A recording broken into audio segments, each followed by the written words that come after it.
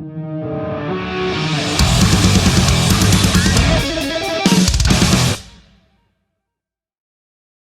Liam, thanks for joining us on the show, man. SVALBARD are coming down to Australia for the very first time ever. Very And excited. there are so many people I know that are excited to see you. But I guess, how are you feeling about coming down to Australia? It's a long way. Um, Pretty gobsmacked to be honest. Can't wait for it to happen. I think been pinching ourselves a little bit that we have this opportunity, and obviously, I guess when it's actually happening, it'll be yeah, it's going to be incredible. Really can't wait. Have you been here yourself at all? No, none of us have been apart from our drummer. He came, I think, in the year 2000, 2001, something like that. Wow. Okay. And What did he he say? hates flying as well. Huh? What did he after that? He goes, man, I've seen some shit. Oh, everything's backwards. Fucking the toilet goes that way. And you know, I think he any flight we do, he's so nervous now. So I don't understand how he did a 24-hour flight, and then he did a skydive when he was there as well. So unless something's happened and it's like he's not telling us about it, it's PTSD related. that is, yeah, I wonder what happened. I don't know, Yeah, man. This country's, maybe it was a drop bear. I think it could be the drop bears. Yeah, Absolutely. Absolutely. What are you having? You having a coldie, mate? I'm having a West Country cider. Oh, Oh, is man. it West Country? What time is it there? 9:30. Oh no, 9 o'clock At in the night. evening. Oh, Yeah. man. Beer o'clock. And here I am just having a cup of priest to get me going. I wish it was one of them. They'd get me real going real quick. But of course, you're hitting the road with our very own Run, who I Yeah. saw recently for the first time, and they were great, man. Have you checked those guys out, or been in touch with Lachlan and the boys about what to expect from the tour and what you're going to get up to? I think Lachlan was the one who set it up really in the first place. He's the one who contacted us and set the wheels in motion. Um, so I think they go really well together. I've heard a couple of songs, and especially the new direction they're going in. It sounds like we're going to be a good fit. Can't wait to see them live. Yeah, yeah, absolutely. I think it's going to be a killer show, man. And your latest album, Weight of the Mask, came out in October, and since then, it's just blown up everywhere, man. Everyone's talking about the build up to the album. Took a good chunk of a year, I believe, and you dropped singles every couple of months in the lead up. Yeah. Really helped build it up. You seem to really, it seemed to really pay off in the end, like that real slow release, and then everyone, it just got everywhere. Did you notice that? I mean, it's always, I guess, a little bit of a different interpretation when you're in the thick of it. Mm. When you're, so I think we recorded two of the tracks in November last year. Oh, yeah, sorry, year before. And then we recorded the rest of the album the following year. Obviously, came out then. So we did when Eternal Spirits was released. That was one of the first songs we actually recorded in the first period we were in the studio. Um, and then yeah, I think it just kind of that was like a little taster, and then it was a couple of months, and then we started dropping the other singles. It's yeah, just gone down. Every single single seems to have gone down better and better. Yeah. Did you find that things changed? You said you recorded a couple of tracks and then went back in and recorded the rest. That Hmm. right? Yeah. Did you find that, between then, that some of the songs took a different direction or a different shape to when you went back in? Not really. I don't think I've. I mean, writing the music is always something that we've never consciously tried to think about. Mm. Just kind of let it flow and find its own path. A bit like a river. So we start off at the top in the stream, and then it just gains momentum, and then by that time, we've got the vision, and we're heading down towards the bay. Man, it's so good. And No, how's the thank you. reaction and feeling to those songs live when you're out there on the road? It must be incredible knowing, it's had such a massive impact on people. Like you must get a lot of people coming up to you saying how, the lyrics are connected with them, especially the discussions around mental health and things like that. How are you finding that I interaction? mean, yeah, I mean, a lot of people are mentioning, Serena's lyrics and how resonant they are with a lot of people. And I think that's a great thing because it's starting a lot of conversations, getting people talking about something which is uh, inherently going to affect us all in one way or another at some point in our lives. Um, bands have always been doing it. There's always been political bands. I feel like the current state of the world and the way people are trying to be a little bit more open. I think it kind of gives people the confidence maybe to speak out about their own problems, and I think that's a great thing. Absolutely, man. Absolutely. I'm seeing a lot of bands are really becoming a bit more open about it, not just in their lyrics, but they are talking about it a lot more, I'm finding, which I think is super Yeah, important. Like, I guess that's one of the good things about social media. I guess is in the 80s and 90s you didn't really have access to you know people in bands. You didn't know what they were thinking. You just heard their songs and saw photos of them or videos, and now you can know exactly what they're thinking and almost like have conversations with them, or you can kind of interact with them a lot more, and it feels a lot more personal. And I think it gives a lot of people uh, hope, especially with those bands who are opening up about their own problems and making everything seem a little bit more human and relatable. yeah, absolutely.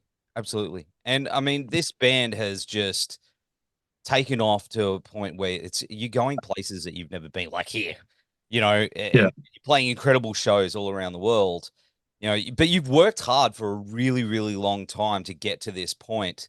Have you had a chance to sort of take a step back and see your journey or has there been a point where you've gone, that's the moment when everything changed? kind of hard to pinpoint, I guess. I think it's been such a slow change, such a slow, gradual increase in momentum and popularity, I guess. I think the first time we went to Japan, because I've been touring around Europe in bands since 2004.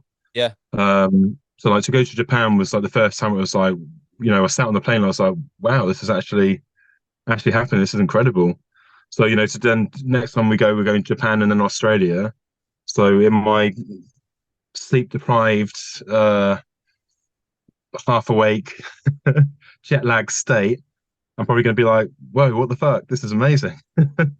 It's those moments where it's actually happening where you're like, wow, all that hard work, all the sacrifices and the hours we've put into this band unpaid. It's like it's not that it's about being paid for it. It's obviously it's a labor of love, but you put so much of yourself into it. You have to sacrifice so much of your own time outside of work, and then music doesn't really pay that well, so you have to work as well. So Yeah. we're doing full-time jobs, and then you're doing another part-time job or whatever in the evening, essentially doing the admin and writing songs. And it's great. Like I've been doing it for such a long time that I can't imagine never not doing it.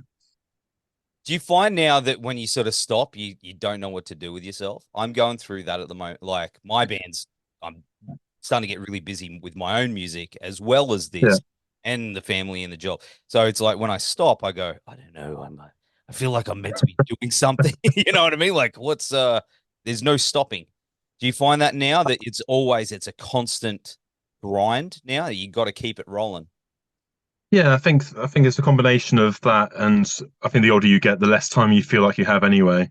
Yeah. Um, but as soon as because obviously I have to make lists. Getting older, you forget things. You have to start making lists of everything you have to do. When that list is empty, I'm like, I must be forgetting something because there's no way this could be empty.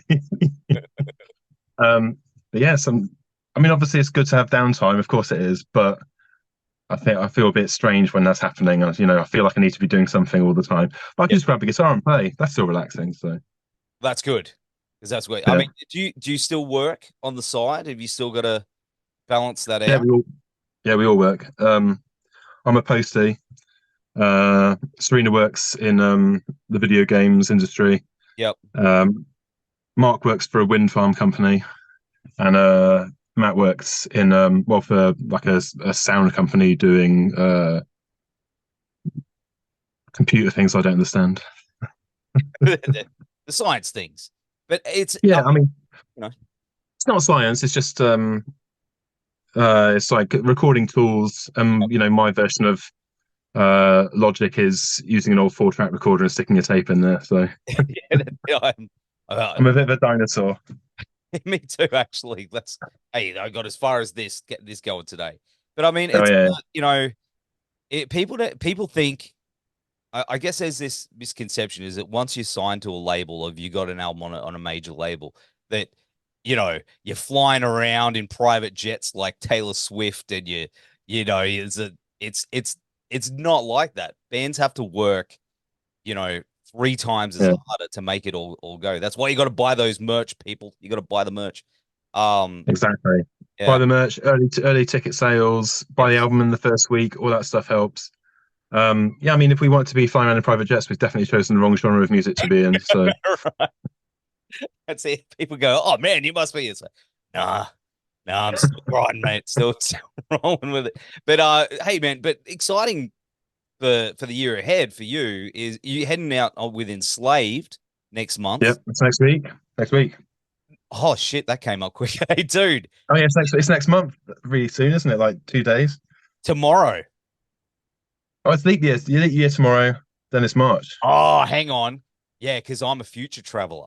It's the 29th today, brother. Oh, you're in the 29th now, aren't you? Yeah, I'm still stuck in the Yeah. 28th by So, some sort of time loser. man, I'll give you the lotto numbers a bit later. But Yeah. it's crazy how that, because you gotta step back in time to come to Australia. No, I'll go forward Forward in in time. time. Yes, Yeah, it's still early. There you go. You go forward in time, then you go back in time. You go back. It's weird, isn't it? it's going to be like an alien abduction because we'll turn up and be like, "What happened to all that time?" It's it. Eh? Oh, I was hanging out with that Nev guy, drinking all those beers, and yeah, he gave me the lotto numbers, and it was a good time. But that enslaved tour is going to be so cool, man. I love that Yeah, band. yeah, and Wayfarer as well. Both great bands. Yeah. Really excited. I mean, yeah, to be on with a band, to be playing with, sorry, to be asked to play with a band who have been going for so long as such an institution, Yeah. you know, it's a real honor. So, I'm going to be really, really, really looking forward to it. Is there a band that you still, is on your bucket list that you sort of want to play with? Um, I think the band I would have liked to have played with most, I think Envy was one of them. We did a tour with them in the end of 2019, and that was, they're so lovely and they don't make mistakes. They made one mistake that I noticed in the entire tour. So it's like that level of musicianship and, the kind of humbleness of them for being such a legendary band, and uh, for being that quality for that amount of time. Same with Enslaved, the quality of music for that length of time, but even just to be a band for that length of time and not want to kill each other. Yeah. Not a lot of people can do it. Oh, dude, there's always, although I don't know about you guys, but you learn to sort of, you know, work around each other, and Yeah, you've been in bands for years. There's always that one guy that you just like, one day, man, we're gonna, but I'm lucky now. All dudes in my band are great people, and I guess yeah. it's the same with you, man. You just, you know, I think I'm probably the one. I'm probably the one that are all like, "Oh, not really. They all love me." They're all like, yeah, that's what I say. They're like, Nev, 10 hours in this van, and I swear, I warned them. That's why I always drive, so they can just sleep and I can just listen to tunes and keep Yeah. myself company. Yeah. See, my ADHD has me climbing up the walls, so I just the whole time. But of course, I mean, the band is really hard to pin down musically. You're a bit of everything from, you got the hardcore, black metal, the shoegaze, everything's in there. At the Mhm. heart of it, where do you think it stems from? Like, what is there a particular genre that really is the heart of Svalbard? I mean, I guess we started off as uh, when I originally thought about doing it because I was in like a death metal or hardcore band before. Yeah. And when I turned 30. I was like, oh, I want to do something like quite different, and I was really into Northern, one of my favorite bands ever. And then bands like Mew and Sigur Rós are like some of my other favorite bands from the opposite end of the spectrum. Um, so I was like, I want to do something that kind of marries those two. And then met Serena at a gig, and she was playing like kind of solo post rock stuff. I was like, oh, this makes sense. And Mark, I knew from because I was working in a rehearsal room at the time. So I knew him from him playing with other bands. So I kind of got us all together and had a few bits written already, and it just kind of snowballed from there. And then Serena was really into sort of black metal, post rock stuff. Me and Mark more into like kind of hardcore and death metal, and also like Mark loves technical stuff like Out Decapitation and Meshuggah and stuff like that. Whereas I'm kind of like a bit more scatty and like a bit of everything. So it's just kind of a marriage of all three of our influences, I guess. Just an unconscious marriage of everything we like. It's a hard thing to do, to find that right formula, because I mean, you guys sound like you guys, so it's you've cracked. Yeah, I guess that. I mean, I can't say we forced anything. It just fell into place. I guess we're just lucky. Yeah, no, it's amazing, man. And where do you think it's going to go musically next? Um, Started writing? we haven't started writing yet. I mean, I've got a few riffs and stuff, but we haven't formally sat down and started the process. I think we're just going to enjoy this tour and then do some festivals, maybe start writing around the summer around the festivals. Yeah, I don't know. I guess it would be kind of, if you look back at all the 4 albums so far, and then the kind of trajectory they've gone in. I guess it will still go. I don't think there's going to be any curveballs. I think it would be, you know, heavier, but what's the phrase? Our heavier bits are heavier, and our nicer bits are nicer. Yeah, yeah. Hey, I think it's going to be interesting whatever you guys do next. Have you got a project outside the band though? To sort of like, Um, how do you got like a weird sort of side project? yeah, I play violin in a friend's band called Morrow, which is like a crust punk band with members of Fall of a Pfeffer and Shells and bands like that. So that was just it's like a kind of almost we played live, but it's more of a studio project really. That's good fun. That puts me outside of my comfort zone. That's what got me playing violin again, and then made me play violin on one of the singles on our new album. There you go. Did that start? Was that first for you before guitar? Yeah, I played violin first. Yeah, that was the instrument I was. I had to learn an instrument at school, and I was like, I'll just do the violin. But then I'd just be sat there learning like riffs, turn it sideways and learning riffs on it, and then transitioned it onto guitar. My daughter's doing violin. She's doing that at school. So I'm hoping one day she Nice. can turn into you know, do the medals. The Irish fiddle tunes are the most fun to play. I I couldn't imagine it. It's just crazy. I can't do it. I can't.